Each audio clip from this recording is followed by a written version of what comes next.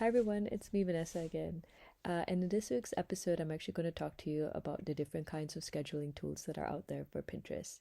So, to basically start from where I was where I was last week, I talked about how I was going to change different things as I got a bit overwhelmed as I started to execute my Pinterest strategy.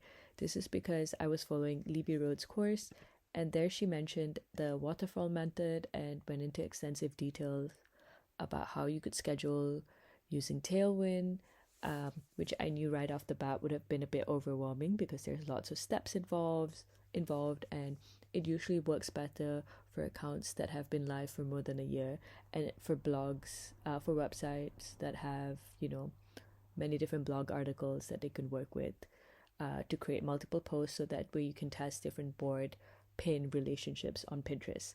So initially I thought of using Pinterest's own scheduling tool, but I then found out that it had quite a few limitations.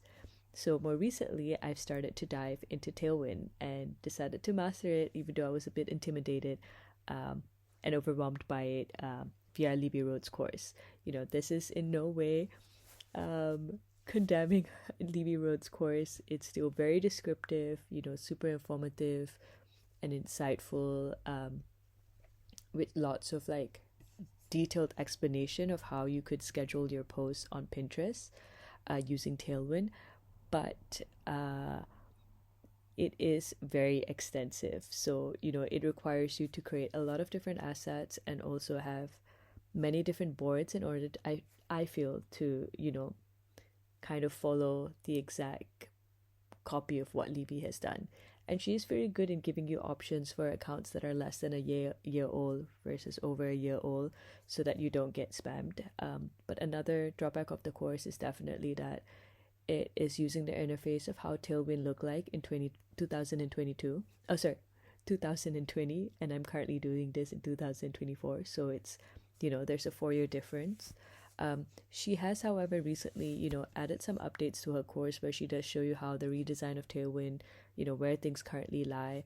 But I still found quite a bit of limitations, or faced quite some, yeah, some issues trying to follow her course and also navigate my way through Tailwind.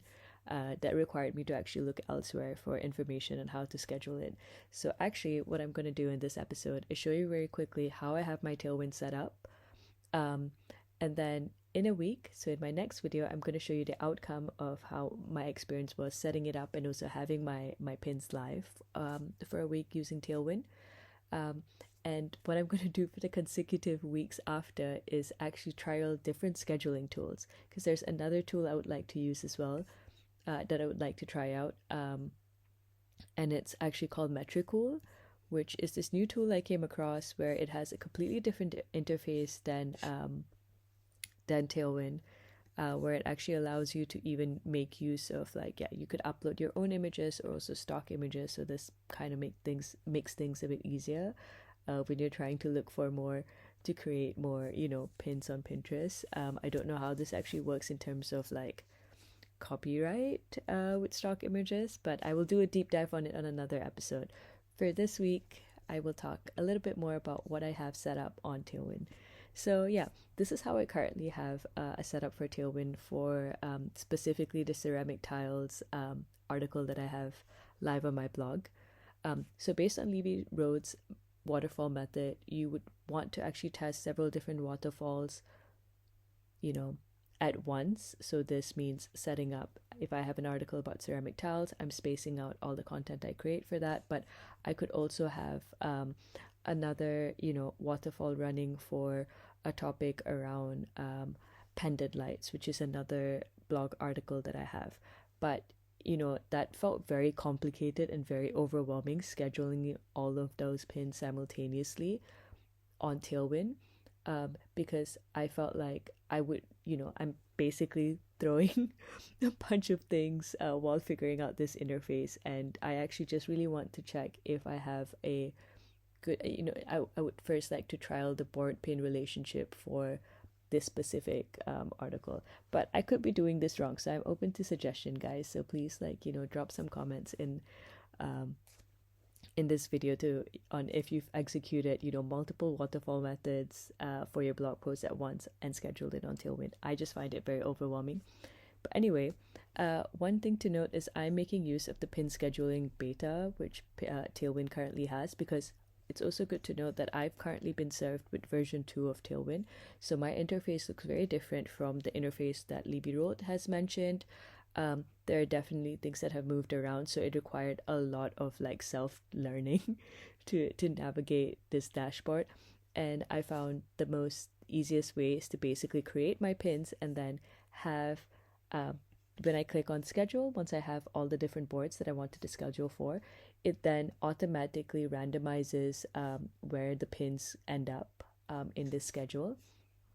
But then I kind of moved them around a bit because I wasn't able to actually set an interval between the pins, because as I said before, my account is only less than a year old, so I do not want to be posting my fresh content, these new pins daily to the board, to the same link, because all these pins that I've created are actually going to go to the same link, to the same blog post. So I do want to space them out to one fresh pin every other day.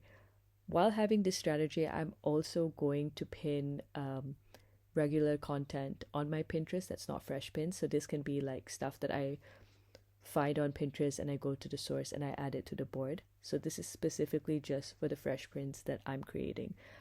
So you can kind of ignore, or I'm choosing to ignore the suggestion from Tailwind where it's saying for better results, schedule 5 pins a day. Obviously you want to be posting 5 pins a day, but I find it rather cumbersome to basically download other images where it's not the ones that I've created for a pin with text overlay. So these are just like normal images that I found that I'm reposting, but I'm uploading them onto Pinterest, but I'm calling them reposting, because having it here, it took a lot of time and it made my scheduling tool very messy.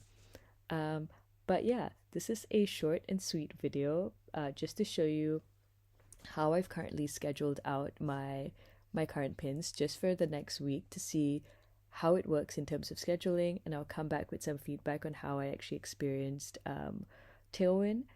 So far, it has quite a steep learning curve because there is conflicting information out there on how to use Tailwind. They're constantly changing their interface, so you might end up getting a bit overwhelmed like I did, but I think at the end it's really important to just find a way that works for you, and just to get these pins scheduled and to see if you can have, if they're making your life easier. And yeah, I'm very excited to basically work on Metricool the following week and report to you guys about how that tool works instead. And also I'll talk about the limitations I faced with Pinterest native scheduling tool. Yeah, that's it for this week. Speak to you next week. Bye.